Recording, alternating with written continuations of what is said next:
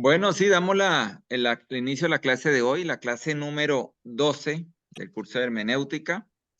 Y vamos a estar hoy viendo el papel del Espíritu Santo en la interpretación de la Biblia.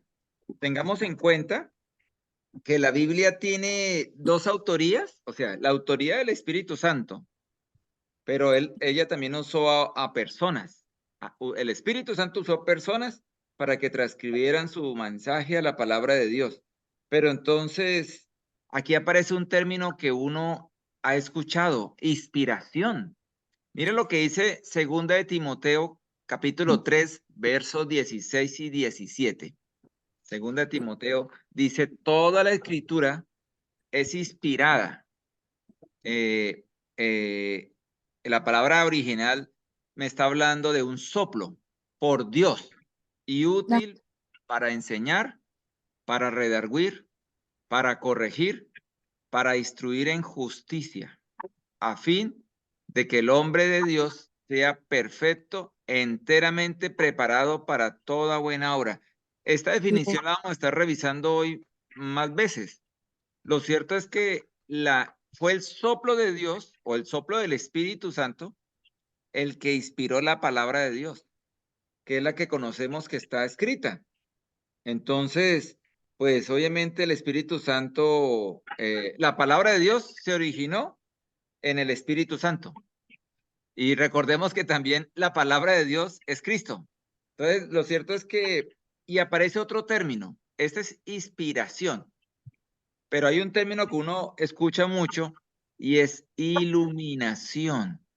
La iluminación se usa para indicarnos la obra que hace el Espíritu Santo para interpretar lo que él escribió en la Biblia. Entonces, inspiración es lo que hizo el Espíritu Santo para escribir la Biblia.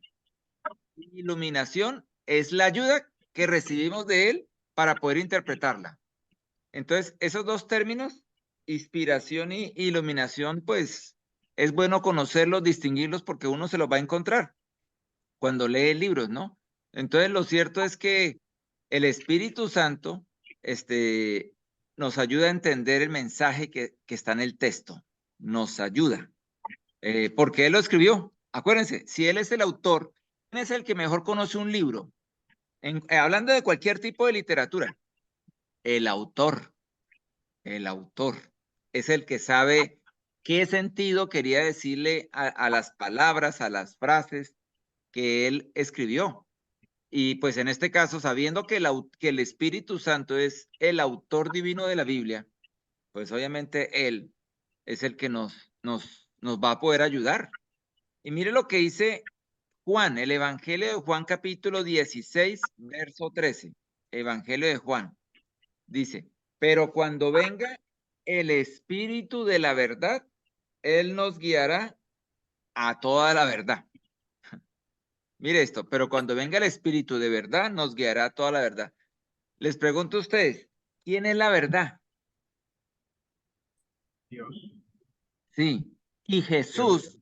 Jesús, él mismo dijo, yo soy el camino, la verdad y la vida, en Juan 14:6.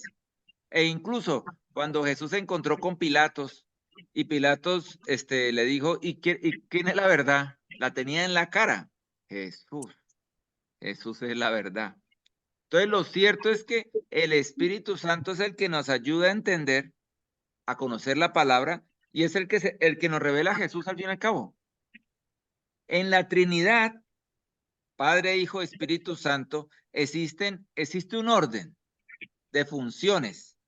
El Hijo, Jesús, refleja al Padre. Cuando usted mira el Evangelio, el Evangelio de Juan 14, lo leo acá un momento. Juan capítulo 14 y el verso 7, mire lo que nos dice. Si me conocierais, también a mi Padre conocierais, y desde ahora le conocéis y le habéis visto.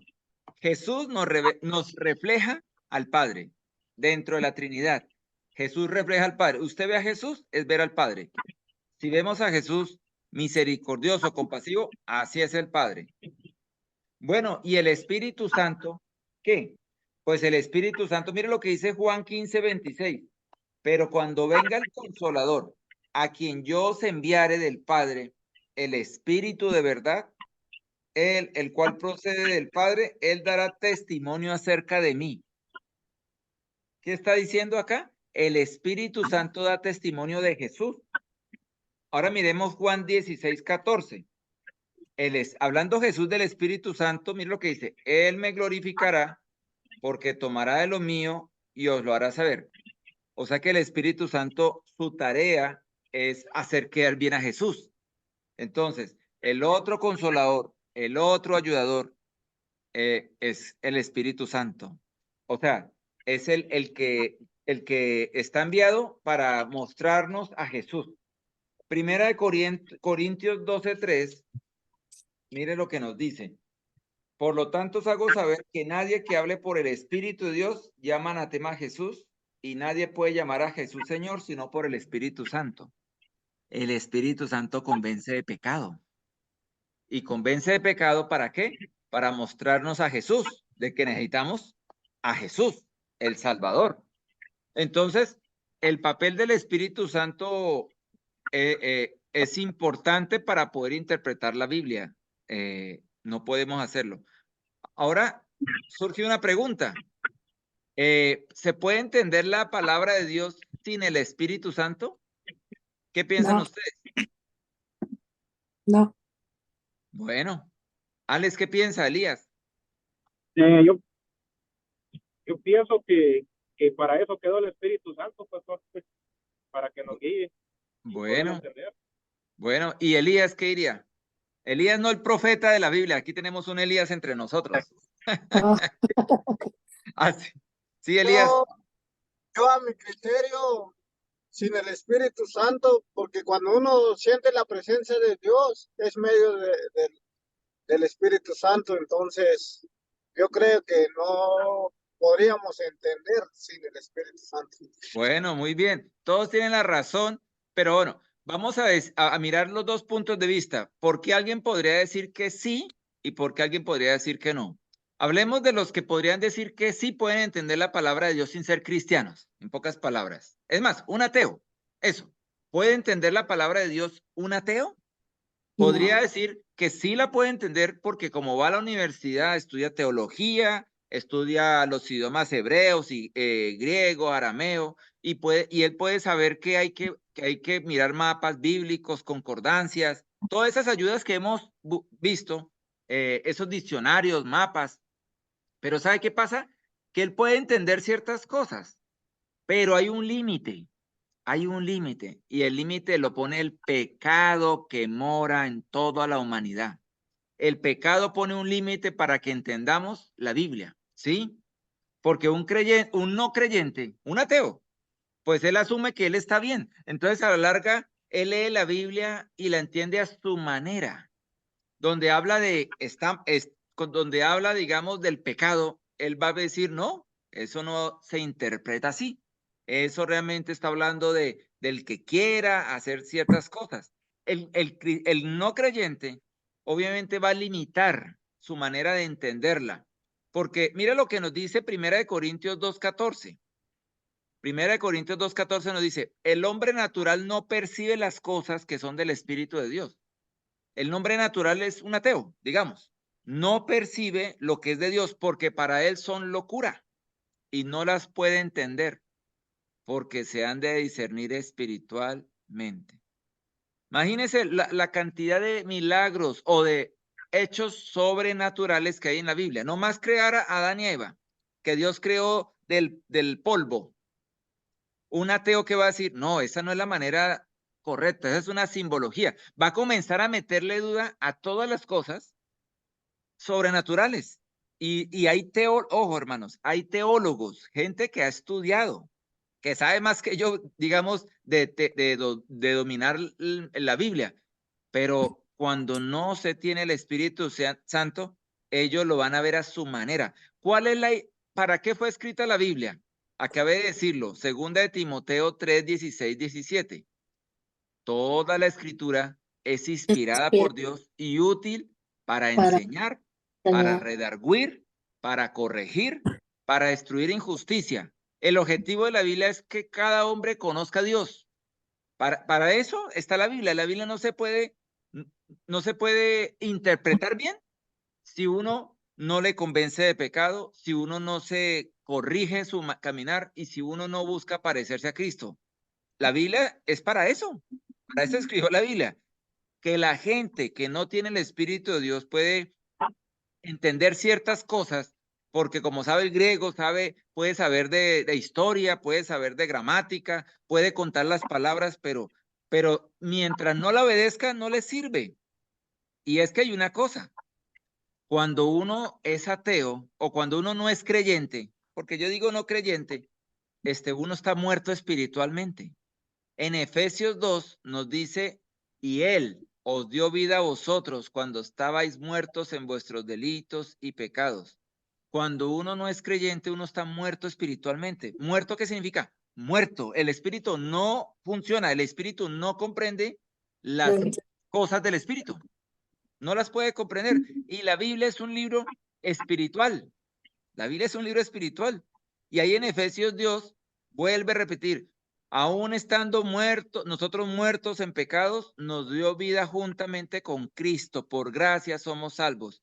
Mire, somos salvos o resucitamos espiritualmente, mejor dicho, porque Dios hizo un milagro.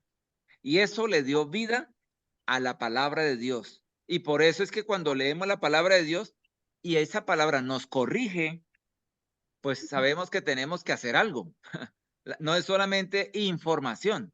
Entonces, que alguien no creyente pueda entender la Biblia sin el Espíritu, pues puedes hasta cierto punto saber cosas, pero como no la pone en práctica, para eso no es. Ahora hablemos del que sí tiene, bueno, no, de la posición es que no se entiende la palabra sin el Espíritu. Definitivamente podemos decir que no, porque una persona que no tiene el Espíritu de Dios no entiende y la va a rechazar.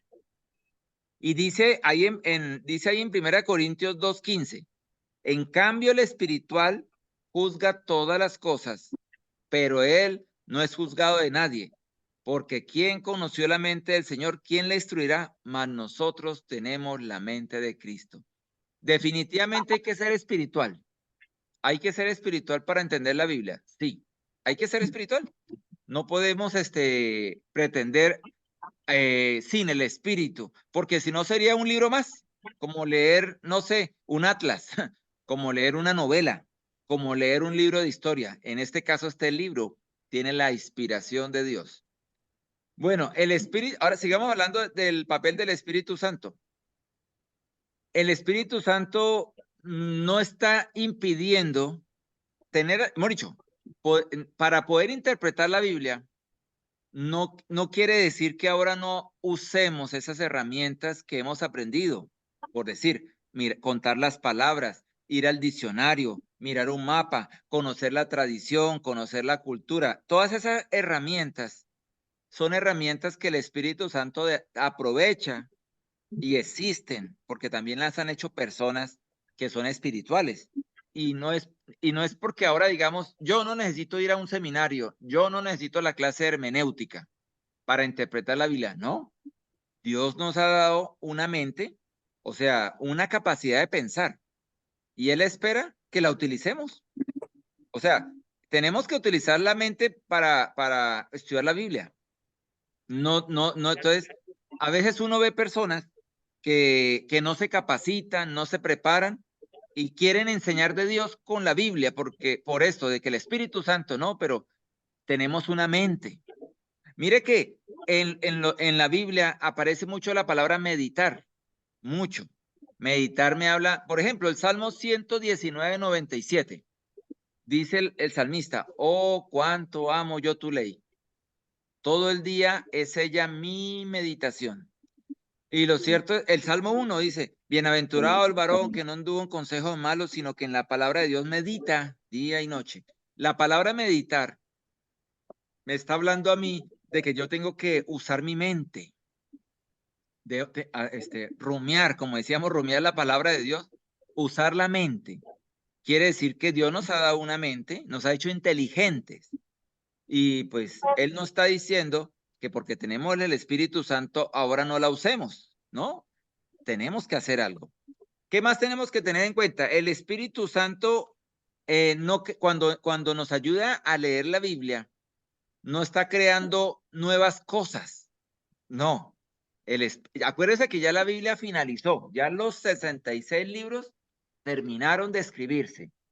Hay personas, y han existido personas a través de la historia, que porque dicen que tienen a Dios adentro, el Espíritu Santo, Dios les mandó a crear un nuevo libro o a crear cosas nuevas. Por decir, Jesús viene mañana, me lo dijo el Espíritu Santo. Y lo cierto es que la palabra de Dios, el mismo Jesús dijo que el día y la hora nadie lo sabe. Lo que no esté en la Biblia no tenemos por qué inventárnoslo. El Espíritu Santo nos quiere ayudar es a entender el mensaje que él ayudó a escribir. Acordémonos de eso. Entonces, inventarnos cosas nuevas, significados nuevos, no, ya la Biblia está cerrada. Ya está, ya está. Las cosas que no están escritas en la Biblia, Dios, no podemos ahorita decir, ya el Espíritu me mostró esto, de algo que no está escrito. Por ejemplo, ¿qué hizo Jesús de los 12 años a los 30? Es un misterio. Por 18 años no conocemos nada de Jesús, pero por ahí sacan nuevos testamentos o evangelios donde dicen que esto hizo Jesús. Y la gente cree que porque alguien dice que el Espíritu Santo le habló, ya puede crear un libro más de la Biblia. Eso no es así. Los 66 libros que existen ahora en su Biblia son los únicos. Ya no pueden haber más libros. Entonces el Espíritu Santo solamente nos va a ayudar a entender y comprender el mensaje que está escrito, ¿no? Entonces, bueno, entonces el Espíritu Santo no cambia la Biblia para adaptarla a nuestros propósitos. ¿Qué pasa? Dígame, hermano, sino cuando uno está con situaciones difíciles, digamos un problema, una enfermedad, una crisis, uno busca en la Biblia respuestas y uno a veces se confunde. Uno a veces como que quiere creer que Dios le está hablando en un caso, en otro. A veces puede pasar que uno por las emociones, yo recuerdo hace un tiempo que había alguien que tenía un familiar en una cárcel y me acuerdo que ella dijo que había leído en la Biblia ese día y que Dios le decía que iba a salir en poco tiempo. Una cristiana. Obviamente eso no pasó así. El familiar demoró años. No fue como ella pensaba, porque pues podemos confundirnos. Nuestras emociones nos engañan a veces, ¿cierto? Entonces, nuestros sentimientos son traicioneros y podemos pensar de que pues la voz del Espíritu Santo nos está hablando. Por eso es que es bueno pues tener una tranquilidad a la hora de meditar en la palabra de Dios, ¿cierto? Para que no seamos autoengañados. Esa sería la manera de decirlo. El Espíritu Santo, ¿qué más hace? Nos convence de que la Biblia es un libro inspirado por Dios divino. Es la obra del Espíritu Santo en nosotros, o sea, lo que hace el Espíritu Santo en nosotros es lo que nos da convencimiento de que la Biblia es el libro de Dios. Entonces, lo cierto es que nos ayuda a entender las cosas que están escritas, las promesas, para que podamos, pues, al fin y al cabo, ¿cuál es la meta final? Poner por obra. El Espíritu obra en nuestros corazones para que podamos aplicar la palabra de Dios. Es al fin y al cabo lo que le interesa a él, ¿no? Él está interesado en eso. Entonces, bueno, hay algo más que hace el Espíritu Santo, la santificación. En general, ¿qué es la santificación? Acuérdese que cuando uno se convierte cristiano, o sea, nacemos de nuevo, resucitamos espiritualmente, porque estábamos muertos espiritualmente. El Espíritu Santo viene a vivir en nosotros y él comienza a hacer una obra que se llama santificación. Él comienza a transformarnos a la imagen de Cristo. Él está interesado en que seamos como Cristo. Esa es la tarea, eso es lo que Dios quiere de nosotros. Y mira lo que dice Romanos 12. Así que, hermanos, os ruego por la misericordia de Dios que presentéis a vuestros cuerpos en sacrificio vivo, santo, agradable a Dios, que es vuestro culto. No os conforméis a este siglo, sino transformados por medio de la renovación de vuestro entendimiento, para que comprobéis cuál sea la buena voluntad de Dios, agradable y perfecta. El Espíritu Santo lo que quiere es que nosotros nos parezcamos a Cristo a través de la palabra, o sea, estudiar la palabra de Dios tiene el objetivo, que nos parezcamos a Dios. Entonces, y también, ¿cómo nos parecemos a Dios, hermanos? Teniendo una comunión personal con el Señor. Saca el papel allá que tengo una clase. Cuando uno está estudiando la Biblia, o sea, cuando uno medita en la Biblia, la idea no es memorizar o aprender cosas, ¿cierto? La idea es no solo por memorizar, la idea es que crezcamos, que conozcamos a Dios. Esta es la idea. Esta es la idea. Yo sé que hemos aprendido muchas cosas de cómo interpretar la Biblia, ¿cierto? Pero el objetivo último de todo es que tengamos una relación cercana con el Señor. Cercana. Comunión, hermanos. Comunión íntima con el Señor. Que podamos saber su voluntad, que podamos no solo hablarle, sino también escucharle. Entonces, el papel del Espíritu Santo, pues al fin y al cabo tiene todo esto, ¿no? Estos componentes. Bueno, ¿alguna pregunta de este primer capítulo que hemos visto? Marta, ¿estás en línea también, no? Sí. Ok, bien. ¿Alguna pregunta, Elizabeth, decías? No, está bien. Bueno, listo. Entonces, este capítulo era de ese papel del Espíritu Santo. No importa si han entrado tarde porque después ven el video, se actualizan, ¿no? Esa es la ventaja.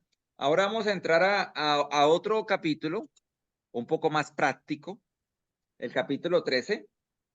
Vamos a hablar de la aplicación. La aplicación.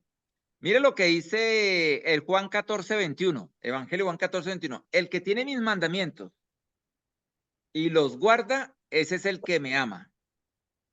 En pocas palabras, ¿qué nos dijo Jesús? No es solo memorizar, no es solo oír, no es solo escuchar, sino es obedecer. Dice Santiago, no seáis solamente oidores, sino hacedores. Claro, hermanos, la aplicación. Llegamos a la parte más importante, la aplicación. ¿Para qué nos sirve saber el significado de un texto bíblico? ¿A quién le fue hablado? ¿En qué tiempo era? ¿Qué cultura? Si no lo aplicamos y si no lo obedecemos, ¿no? Pero acordémonos nuevamente, ¿para qué existe la Biblia? Y enfatizo en esto de nuevo. ¿Para qué existe la Biblia? ¿Para qué está escrito eso ahí? Segunda de Timoteo 3:16, volvemos.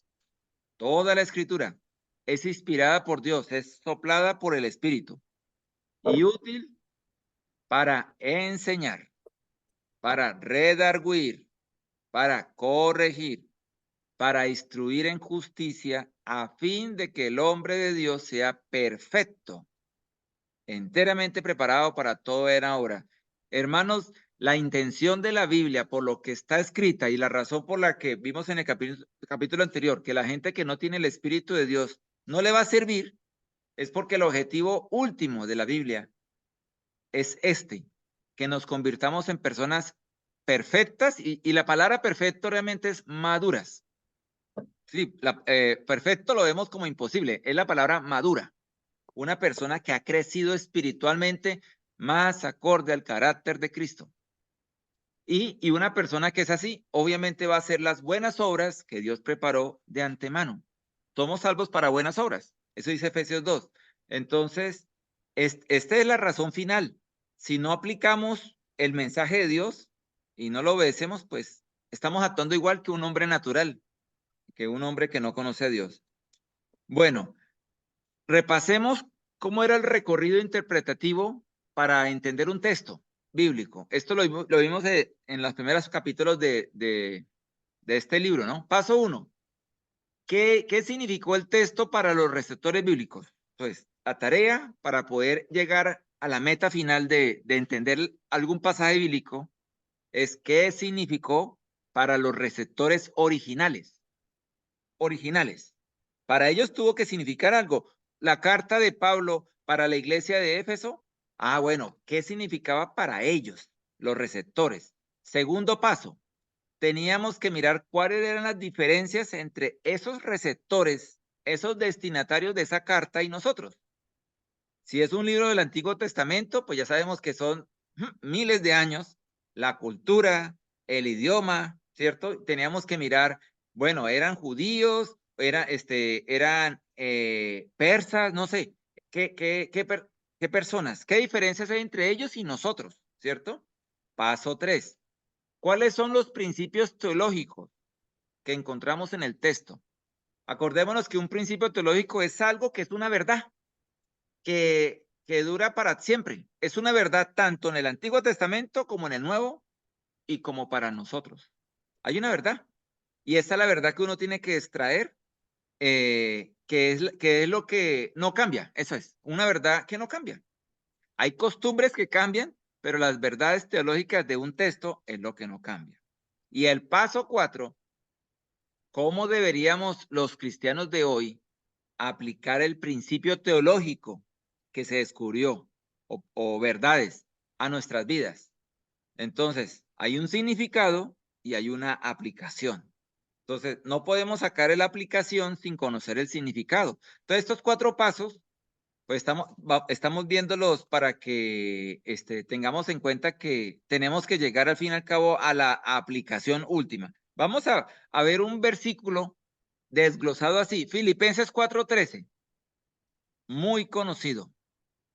Todo lo puedo en Cristo que me fortalece. Y es tan conocido que lo usa, mejor dicho, cualquier persona con poca instrucción bíblica lo usa, y lo usan deportistas, porque me está dando, así nomás, ese versículo, así nomás, me está dando permiso para todo. ¿O no? Si usted lee este versículo, así nomás, no me diga que usted no está teniendo como un empoderamiento para decir, haga lo que quiera. Creo que Nike dice, just do it, hazlo. Este versículo me parece muy interesante que el autor lo escogió, porque vamos a verlo por partes. Primer paso, de Filipenses 4:13. Tenemos, ¿qué significó este texto para los receptores bíblicos? Acuérdese que tenemos, bueno, este versículo está dentro de un contexto. Pablo era un misionero que estaba sirviendo a muchas iglesias. Y él también sirvió a la iglesia de Filipos, ¿cierto? Y la iglesia de Filipos le mandaba ofrendas a Pablo para ayudarle. Pablo, acuérdese en qué trabajaba. Él hacía carpas, pero pues a toda hora no podía estar haciendo carpas por estar haciendo una iglesia. Y si usted va y mira Filipenses 4:13, va a ver que le salta la generosidad de los filipenses, la halaga. Pero él dice en el versículo anterior 12, bueno, en el 11, no lo digo porque tenga escasez, pues he aprendido a contentarme cualquiera que sea mi situación. Sé vivir humildemente y sé tener abundancia en todo, y por todo estoy enseñado, así para estar saciado como para tener hambre, así para tener abundancia como para padecer necesidad. Todo lo puedo en Cristo que me fortalece. Sin embargo, bien hiciste en participar conmigo en mi tribulación. Pablo en ese momento estaba pasando necesidades. Está diciendo que estaba en una tribulación. Y dijo, yo sé vivir sin nada y sé vivir con mucho. Ese es el contexto de este versículo. Ese es el contexto. Él me está hablando de una virtud que no me diga que no es difícil de tener, pero que Dios quiere que tengamos, y se llama contentamiento. Ese es el contexto de este versículo.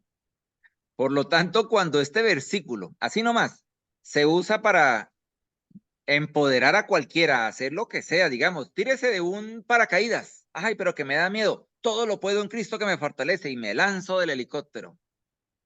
Se puede usar, pero estamos entendiendo en este momento que ese era el significado del texto para los receptores bíblicos. ¿Hacer locuras? Díganme. No, ¿cierto? No, no. Entonces, el paso 1, estamos viendo esto de qué significó. El contexto me habla de contentamiento. Ahora miremos el paso 2. El paso 2 me dice cuáles son las diferencias entre los receptores bíblicos originales de la carta y nosotros. Bueno, el autor es un apóstol, Pablo. Nosotros no lo somos.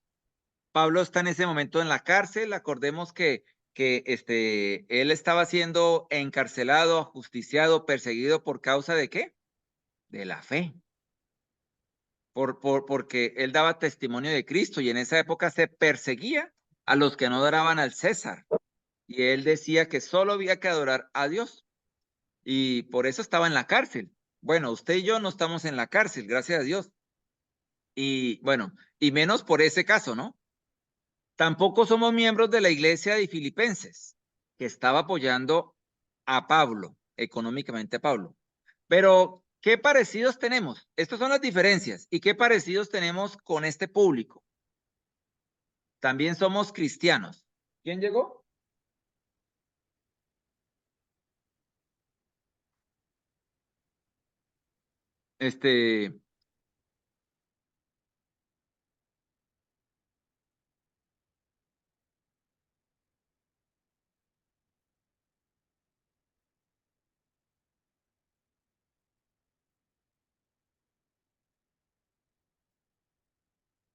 Ya, aquí volví. Bueno, ¿qué similitudes tenemos? Todos somos cristianos del Nuevo Testamento, igual que la iglesia de Filipos. Todos también somos miembros del cuerpo de Cristo, o sea, de una iglesia, de la iglesia universal también. Y también ustedes, como yo, experimentamos de tiempo en tiempo situaciones difíciles en nuestro caminar de fe. ¿Sí o no? No creo que aquí ninguno se haya evitado esas dificultades de la vida, ¿no? Ahí nos parecemos. No somos iguales, pero nos parecemos, ¿cierto? Bueno, vamos en el paso 2. Paso 3. ¿Cuáles son los principios teológicos que encontramos en este texto? Las verdades de Dios. Puede decirse que los creyentes pueden aprender a estar contentos. Esto es algo que usted va a sacar con sus palabras. Los creyentes pueden aprender a estar contentos en situaciones difíciles. Contento significa es satisfechos, no molestos. Contentos me habla a mí de tener paz, incluso gozo, porque Cristo fortalece.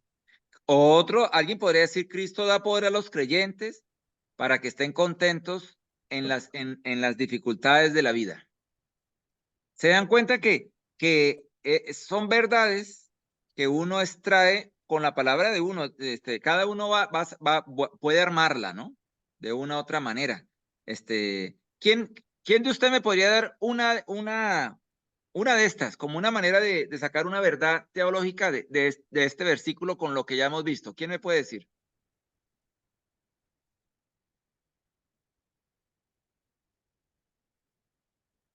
Elizabeth, ¿va a hablar? Lo cierto es que este versículo que ha sido mal entendido, nos quiere llevar a que tengamos contentamiento en los tiempos difíciles de la vida como cristianos. Ahora miremos el paso 4. El paso 4. ¿Cómo deberían los cristianos de hoy aplicar este principio teológico a sus vidas? Lo que acabamos de ver. Esa es la aplicación. Entonces, pero ¿cuáles son los elementos claves que encontramos al ver el texto? Lo que vimos ahí en el paso 1. Elemento clave es ser cristiano, como Pablo, por decir, experimentar tribulaciones, pero ¿por causa de qué? ¿Por causa de que me porté mal? O sea, ¿por causa de que he pecado? o por causa de que soy cristiano? Porque Pablo experimentó circunstancias de hambruna, sí, de hambruna, pero porque estaba haciendo la voluntad de Dios.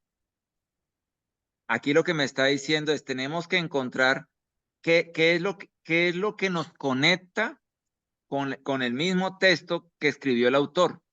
Ser cristiano, experimentar circunstancias difíciles por mi fe. Una mujer creyente casada con un hombre no creyente muchas veces va a tener inconvenientes, porque el hombre no creyente va a querer hacer cosas que no agradan a Dios y la mujer va a tener que poner un alto, va a tener que decir no te apoyo, va a tener que decir no lo hago, ¿sí? No te acompaño.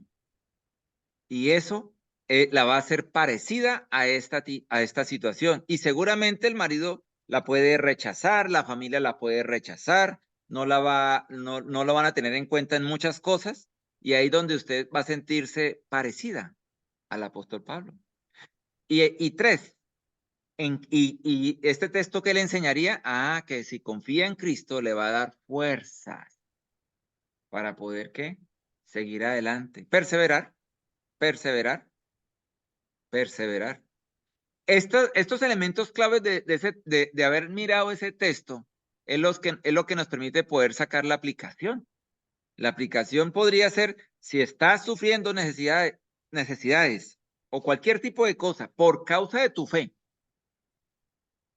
Él te va a dar las fuerzas o la sabiduría para seguir adelante.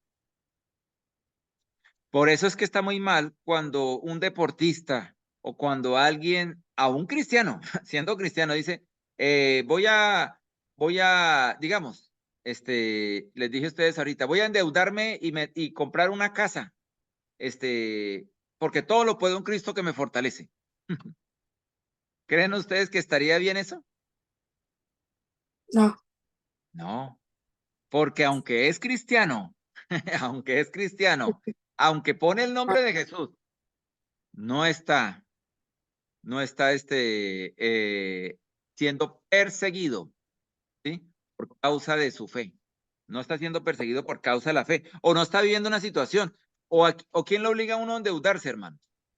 Nadie lo puede decir que a uno lo obligan a endeudarse, ¿cierto? Por la fe. Por la fe uno no se puede endeudar. Entonces lo cierto es que es mal cuando uno usa ese versículo para hacer cualquier cosa. No, a menos de que usted esté en una situación en que su fe esté siendo desafiada, en que esté siendo atacado, rechazado, ahí sí puede sentirse que el versículo es para usted. Y sin embargo, el versículo le está prometiendo, ¿qué le está prometiendo el versículo? ¿Dinero? No, le está prometiendo fuerzas para sobrellevar la situación, sabiduría, paz, gozo. Eso es lo Nuestra que está vida diciendo. espiritual. Eso es lo que está diciéndonos. ¿Se dan cuenta? Y este puede ser un ejemplo de muchos de versículos mal interpretados, ¿sí? En que porque no se hacen estos pasos, pues se saca una aplicación incorrecta. También se puede hablar de aplicaciones específicas. Aplicaciones específicas es crear, a la hora de usted buscar una aplicación, digamos que usted quiere que otras personas entiendan el objetivo de este pasaje, pues usted puede fabricar escenarios de la vida real. Ya les puse el ejemplo de la mujer, una mujer cristiana casada con un hombre no creyente, seguramente va a vivir muchas situaciones en las cuales él va a querer llevarla a que peque, por decir, vayámonos a emborrachar y ella va a tener que, por su fe, decirle que no muchas veces. Seguramente va a tener que ir a ciertas cosas, ¿cierto? Pero no hacer lo mismo que él, para no dejarlo solo, pero por causa de su fe va a ser rechazada, va a ser odiada, e incluso el mismo marido puede maltratarla por causa de su fe. Eso sería un escenario o una aplicación específica que usted podría usar para enseñarles a otros. En el libro aparecen unos cuantos ejemplos en esas páginas 396, 97, que me habla de escenarios de la vida real o un joven estudiante, un joven que sabe que tiene que prepararse, capacitarse, pero pasa sufrimientos, necesidades, y él sabe que Dios ha prometido que cuando uno por causa de él hace sacrificios, hay una bendición, ¿cierto? Entonces, imagínense ustedes, ¿qué ejemplos podrían fabricar de situaciones de la vida real? ¿Quién me puede inventar uno? Así, con esta misma idea.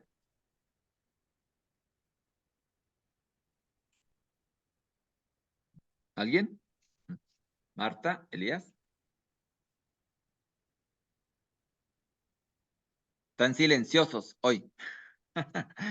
Bueno, lo cierto es que hasta aquí sí me están siguiendo. Sí.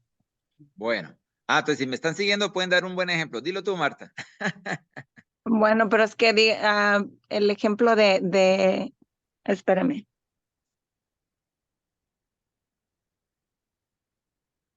Inventado, estamos hablando de algo inventado como para que uno pueda enseñarle a otras personas, ¿cierto? Dígame si en la vida real, hablemos del trabajo, hombres, trabaja en una oficina, uno es cristiano, todos son no creyentes, viven viendo pornografía.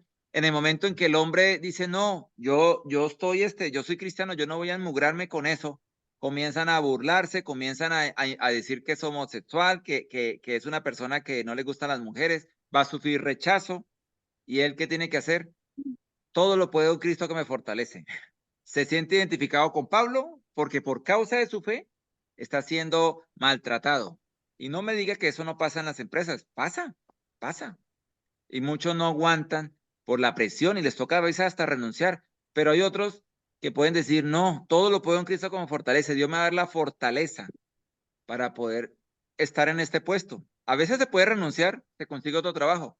Pero ¿qué tal si es una bendición de Dios especial? No sé, un trabajo con el gobierno o algo.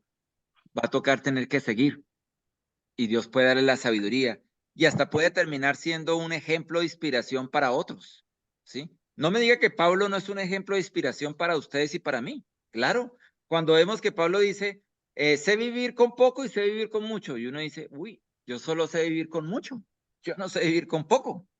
Miren, ¿no nos da inspiración Pablo? Claro, hermano, nos da inspiración a nosotros. Entonces, esto de las aplicaciones específicas es para que usted, cuando quiera para sí mismo, juegue con esos pensamientos. Bueno, ¿cómo creo esos escenarios de la vida real? ¿Cierto? Que puede usted estar viviendo o puede usted ver en otras personas, para que al fin y al cabo, pues otros también entiendan y conozcan, ¿no? La verdad. Amén. Amén. Bueno, hay algo muy bueno hablando de aplicaciones que se llama contextualizar. ¿Qué significa contextualizar? Traer cosas a nuestro contexto. Y hay una historia muy bonita que me gustó ahí en la página 399 de la Biblia. Bueno, hablando de la historia del hijo pródigo. Todos conocemos la historia del hijo pródigo, ¿cierto? Sí.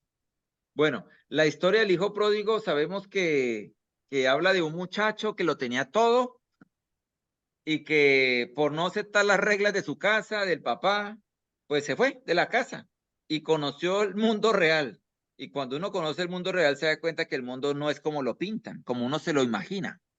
Entonces, hay un pastor que escribió, nos va a dar un buen ejemplo de cómo atraer a nuestro presente una historia de la Biblia. Porque esas historias actualizadas o versiones modernas, ¿sabe cuenta? Una Biblia en versión moderna. Y quiero que la oigamos, se la voy a leer. Bueno, hablando del hijo pródigo, esa es la idea, pero en versión moderna. Aquí me habla de Mercedes se había criado en la zona rural que hay en la ciudad de Traverse, en el estado de Michigan. Sus padres, un poco anticuados, tienden a hacerle reproches un tanto exagerados por el piercing que lleva en la nariz, la música que escucha y las faldas cortas que le gusta ponerse. La han regañado muchas veces por estas cosas. Ella solo dice, déjeme en paz. Lo típico de los jóvenes. Una y otra noche sigue pasando la misma cosa, hasta que un día ella hace algo que tenía pensado hacer. Se va de casa y se va a la ciudad de Detroit. Ella había escuchado de esa ciudad y fue un viaje con una vez había ido a esa ciudad con un grupo de jóvenes de la iglesia para ver un partido y por eso se dio cuenta de que esa ciudad era atractiva para ir. Ella dice, esa debe ser la última ciudad donde mis papás me buscarían, porque es una ciudad de mucha violencia, de mucha drogadicción. Se va para la ciudad. Estando allí, conoce a un hombre que conduce el coche más grande que ha visto jamás. La lleva a dar una vuelta, la invita a comer y le ofrece una habitación en su apartamento. Amablemente le ofrece unas pastillitas que le hacen sentir mejor que nunca. Ahora se da cuenta que siempre ha estado en lo cierto. Sus padres le habían prohibido toda la vida la diversión. La buena vida continúa durante un mes, 2 meses, un año. El hombre del coche grande, ella la llama jefe, le enseña algunas cosas que a los hombres les gustan. Puesto que es menor de edad, algunos hombres pagan una tarifa especial por ella. Vive en un cuarto de lujo, le suben la cena cada vez que quiere. Alguna vez se acuerda de la gente del pueblo, pero ahora aquella vida le parece tan aburrida y provinciana que le hace difícil creer que ella vivió alguna vez en aquel ambiente. Se asusta un poco la primera vez que ve su foto impresa en la parte trasera de un cartón de leche, con un rótulo que dice, se busca a esta niña. La estaban buscando. Pero ahora es rubia, se había teñido el cabello. Y con todo el maquillaje que lleva y los piercing demás que se ha hecho, nadie la reconocería a ella. Por otra parte, la mayor parte de sus amigos también han huido de sus casas y en Detroit nadie los conoce. Al cabo de un año más o menos, aparecen los primeros síntomas de la enfermedad y les sorprende lo rápido que cambia el jefe. Con esto que tienes, no podemos salir a trabajar, le dice un día enojado, y antes que se dé cuenta, se ve sola en la calle y sin un céntimo. La echaron. Aún consigue un par de clientes cada noche, pero no pagan mucho y todo el dinero es para comprar algunas pastillitas. Cuando llega el invierno se encuentra buscando los rincones menos fríos para dormir, aunque dormir no es la mejor palabra en el centro de Detroit. Un adolescente nunca puede bajar la guardia durante la noche. Ahora tiene unas ojeras enormes y oscuras, su tos empeora. Una noche tendida en un rincón, insomne y tensa, mientras aguza el oído, de repente su vida le parece muy diferente.